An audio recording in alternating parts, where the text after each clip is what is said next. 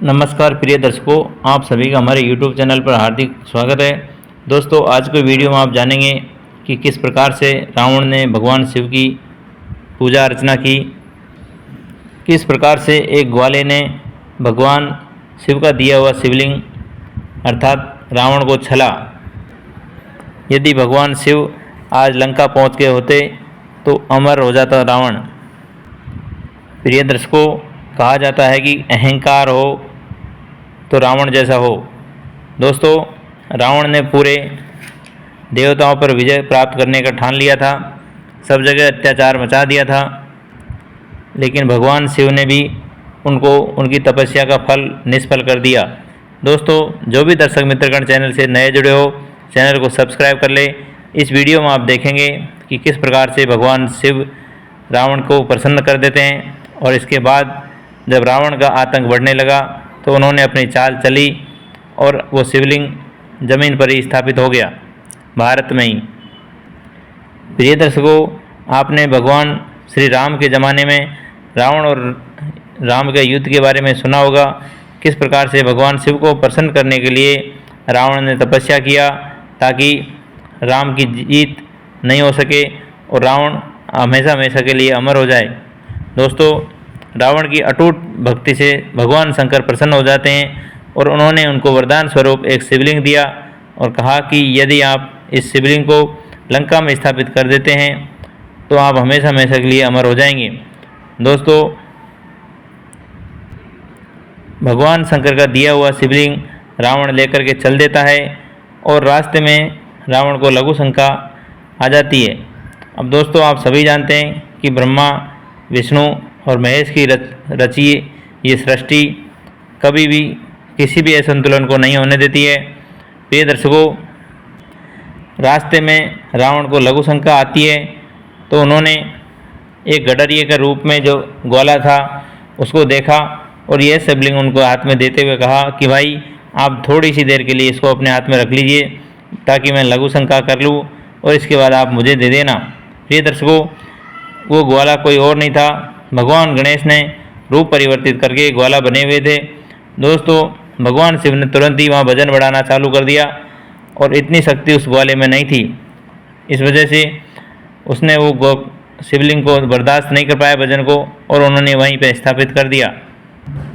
जैसे ही रावण लघु शंका करके वापस लौटा तो क्या देखता है कि वो ज़मीन पर रख दिया गया है। अब दोस्तों, रावण ने हिलाने की बहुत कोशिश किया लेकिन वो शिवलिंग वहाँ से टस से मस नहीं हुआ। अब वो गुस्से में आकर के बहुत क्रोधित हो जाता है तथा भगवान शिव की चाल को समझ जाते हैं भली भांति। रावण समझ गया कि भगवान शिव को मेरे साथ लंका नहीं जाना था ताकि मैं ये युद्ध को जीत नहीं सकूं। अब दोस्तों, रावण क्रोधित होकर के उस ग्वाले को मारने के लिए पीछे पीछे भागते हैं तथा वो शिवलिंग जो रखा था उसको उसने अपने अंगूठे से दबा दिया और गाय के कान के समान उस पर निशान बन गए। उसी दिन के बाद यह स्थान गोकर्णनाथ के नाम से जाना जाता है। अब रावण वो ग्वाला दौड़ा दौड़ा एक कुएं में जान बचाने के लिए कूद जाता है और अंत में मर जाता है। प्रिय दर्शकों, यहाँ पर गोकर्णनाथ का मेला भी लगता है सावन के तीसरे सोमवार को।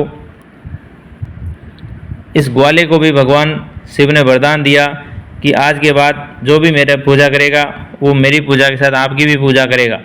दोस्तों, वह ग्वाला भूतनाथ के नाम से जाने लगा। अब ये स्थान ग्वाला गोकर्ण, इसके बाद धीरे धीरे नाम परिवर्तित होते होते गोला गोकर्ण हो गया।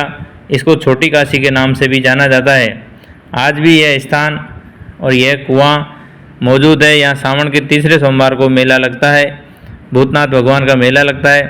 प्रिय दर्शकों, वराह पुराण में भी वर्णित है कि एक बार भगवान शंकर हिमालय से नीचे आकर के 3 सींग वाले हिरण में परिवर्तित हो गए।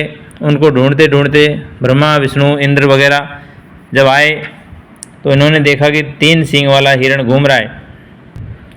भगवान शिव का ये 3 सींग वाला हिरण, जिनमें से 2 सींग को ब्रह्मा ने तथा इंद्र ने पकड़ लिया, तो पकड़ते ही तुरंत शंकर भगवान वहाँ से अंतर्ध्यान हो जाते हैं।